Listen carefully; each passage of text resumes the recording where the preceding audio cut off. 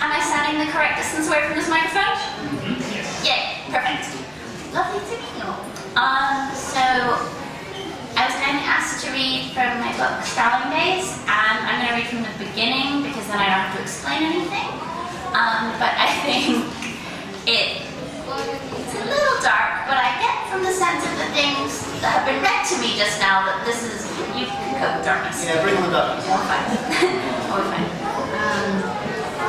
So, Starling Days, August.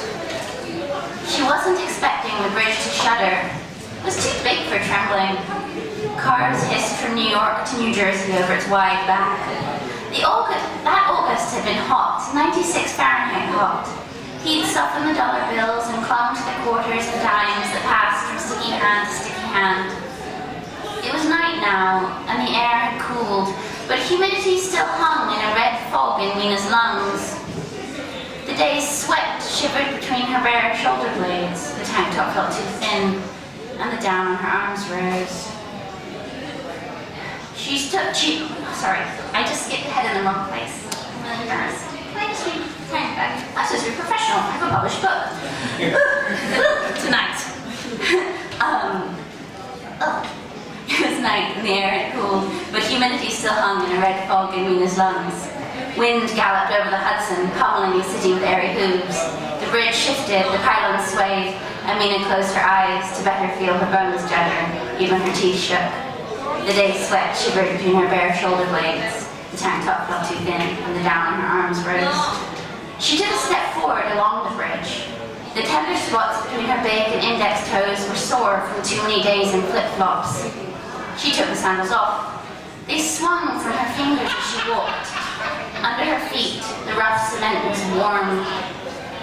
The bridge was decked out in blue lights, like a Christmas tree, like those monochrome ones shopping malls put up. Still, it was beautiful. Mina readied her phone to take a picture. She watched the granulated night appear on the screen. Perhaps her hands wobbled because the photo was a blur. It was nothing she could send to Oscar, but she wasn't sure it was a good idea to send him pictures.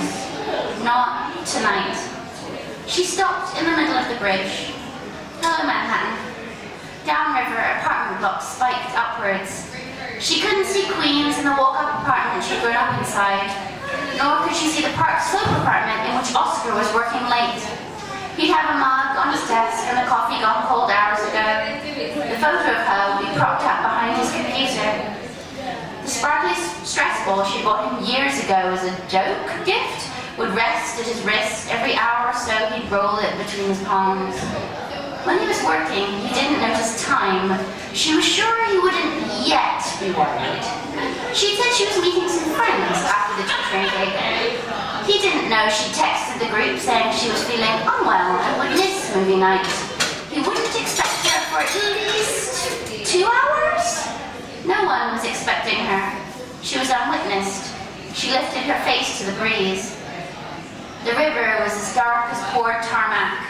They said that when a body fell onto water from this height, it was like hitting sidewalk. Golden Gate had nets to stop jumpers. She imagined the feeling of a rope cutting into arms and legs. Your body would flop like a fish. How long did they have to lie there before someone scooped them out? There was nothing like that here. People said that drowning was a good death, that the tiny alveoli of the lungs filled like 1,000 water balloons. She lifted one purple flip-flop and dropped it over the river. She didn't hear it hit. The shape simply vanished into the black shadow. That was when the lights got brighter and the voice, male and certain, logged into her ears.